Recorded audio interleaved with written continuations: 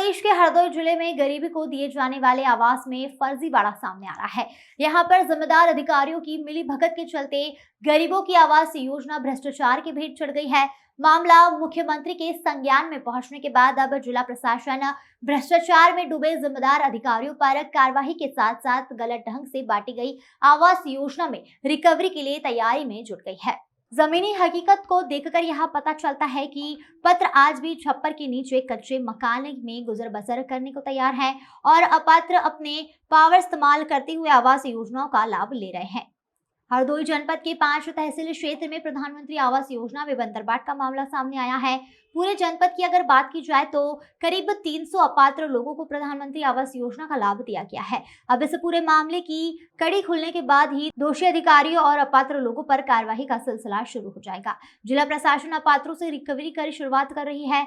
समाज सेवी प्रेम प्रकाश वर्मा ने बताया कि जनपद में हुए इस बंदरबाट में कड़ी कार्रवाई की आवश्यकता है और अब पात्रों को आवास योजना का लाभ देने की आवश्यकता भी है। जहां पात्रों का कहना है कि वह बरसों से छप्पर के नीचे रहकर अपना जीवन व्यापन करने को मजबूर है।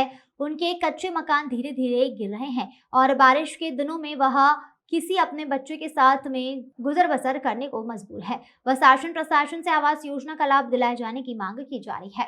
हरदोई से अखिलेश सिंह की रिपोर्ट। प्रधानमंत्री आवास योजना जो हमारे ग्रामीण और नगरीय क्षेत्रों के लिए है, वो निहायत ही गरीब लोगों को दी जाती है और समय समय पर जो लक्ष्य प्राप्त होता है उसके अनुसार हम लोग पात्रों का चयन कराते हैं। ग्रामीण क्षेत्रों में संबंधित खंड विकास अधिकारी करते हैं अपने ग्राम पंचायत विकास अधिकारियों के माध्यम से, और संबंधित ग्राम प्रधान की अध्यक्षता में बैठक होती है। उस बैठक में पात्रता के आधार पर चयन होता है, उसकी जांच की जाती है, फिर जांच के आधार पर पात्रों का चयन होता है और फिर संबंधित के खाते में निर्धारित धनराशि भेजी जाती है। इसी प्रकार नगरीय क्षेत्रों में भी यही स्थिति है।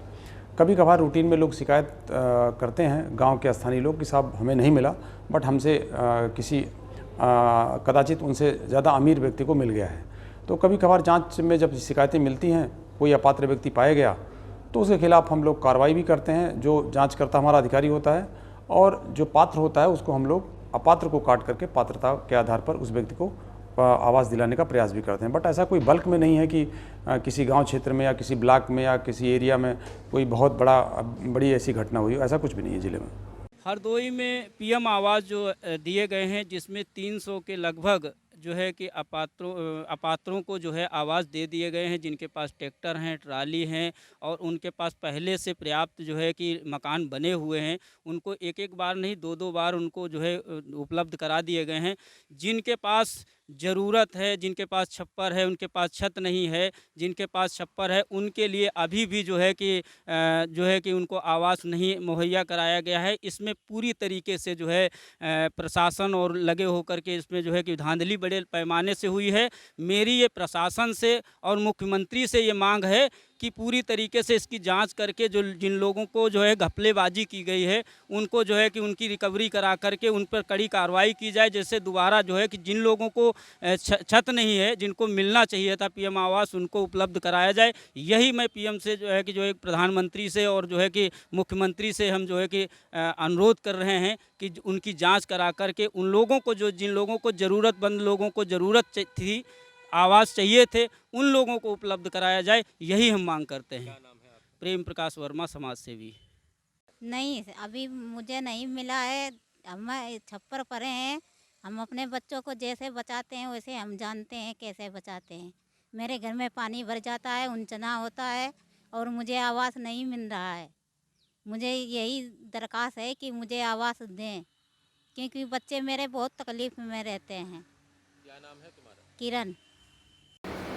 प्रधानमंत्री आवास योजना में यदि कोई तथ्य छुपाकर लाभार्थी या जो भी है इंस्पेक्शन के बावजूद दिया जाता है, लेकिन यदि तथ्य छुपा लिया या कोई किसी तरह से जांच में पुनर्जांच में अपात्र पाया जाता है, तो दोष का विश्लेषण करके संबंधित कर्मचारी